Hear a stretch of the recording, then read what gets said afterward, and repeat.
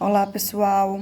Vamos relembrar aqui como a gente calcula as áreas das principais figuras planas, tá? A relação aqui, as principais fórmulas que vocês precisam saber, memorizar, para conseguir fazer bem aí as questões sobre áreas de figuras planas, ok?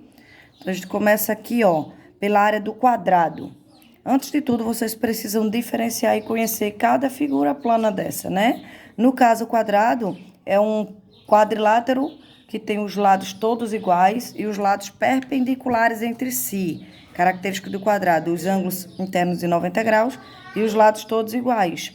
A área do quadrado é calculada multiplicando os lados, lado vezes lados, que dá o quadrado do lado, tá?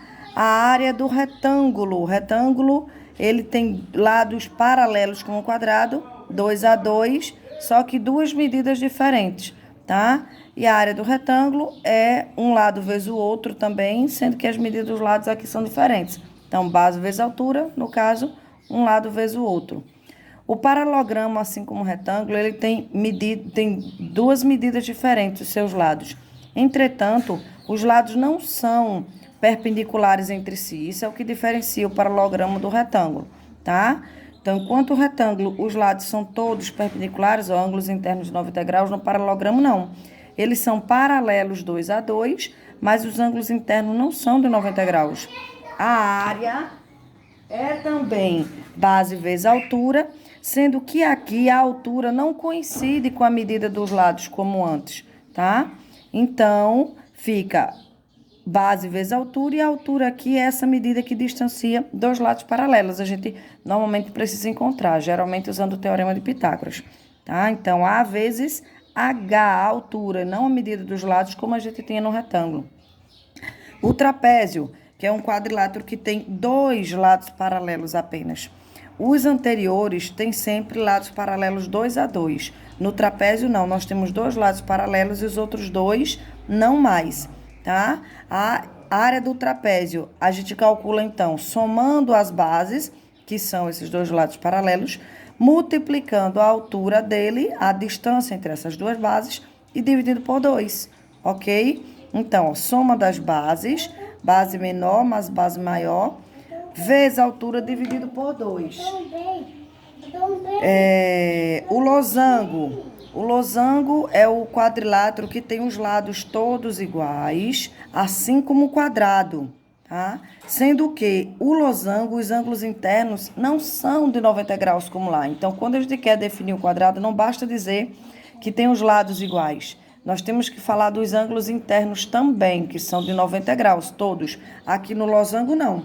Os lados são iguais, mas os ângulos não. É como se a gente pegasse o quadrado e achatasse ele, né? Para desse essa esticada e fizesse esses ângulos aí, né? Dando essa achatada, os ângulos não são de 90 graus.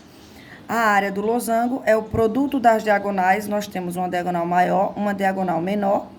A distância entre os vértices opostos, dividido por 2. Então, diagonal menor vezes diagonal maior, dividido por 2. O círculo, uma figura de extrema importância. O círculo é caracterizado pela medida do raio, né, que é a distância do centro até a extremidade.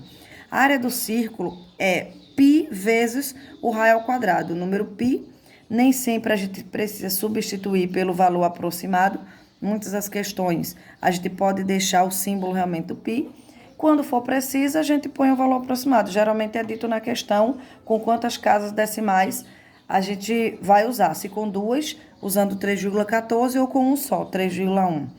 E é muito importante vocês conhecerem também a fórmula do comprimento da circunferência. Se ao invés de medir a área, que é o espaço interno, a gente quer medir o tamanho da borda, assemelhando a ideia de perímetro. Aí a fórmula muda, tá? O comprimento, que é o tamanho da borda, é dado por 2πr. 2 vezes o número π vezes o valor do raio, ok? O hexágono regular. Hexágono regular caracteriza o polígono de 6 lados, caracterizado por ter os lados todos iguais, medidas todas iguais a L. E o hexágono regular tem a propriedade de, ligando dois vértices opostos, que é formar as diagonais, a gente divide esse hexágono em exatamente 6 triângulos equiláteros, tá? De modo que a área de um hexágono regular vai ser 6 vezes a área de cada triângulozinho desse aqui, ó.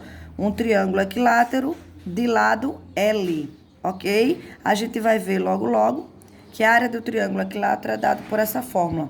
L ao quadrado é de 3 sobre 4. A gente só precisa do valor desse lado. Simplificando aqui o 6 com 4, ficamos com 3L ao quadrado raiz de 3 sobre 2. É a área do hexágono regular, ok? E a área do triângulo? Triângulo é o polígono que mais tem fórmulas. Então, essas são as principais. Existem outras, mas essas são as principais. A fórmula básica da área do triângulo é multiplicar a base pela altura e dividir por 2. Acha a base, que é um dos lados, e a altura em relação àquela base, tá? Se a gente mudar a base para outro lado, a altura também vai mudar. Então, é a base vezes a sua altura correspondente, dividido por 2. Se nós temos particularmente triângulo retângulo ou triângulo equilátero, então isso dá para simplificar, porque a gente pode considerar a base e a altura como sendo os catetos no triângulo equilátero, ok? Então, se um dos catetos é a base, a altura vai ser o outro cateto. De modo que o cálculo da área fica produto dos catetos dividido por 2. Se nós temos um triângulo equilátero, o triângulo equilátero não tem os lados todos iguais, então a base é um dos lados e a altura dele forma um triângulo muito especial aqui, ó. Triângulo equilátero, onde a altura pode ser encontrada a partir da medida do seu lado.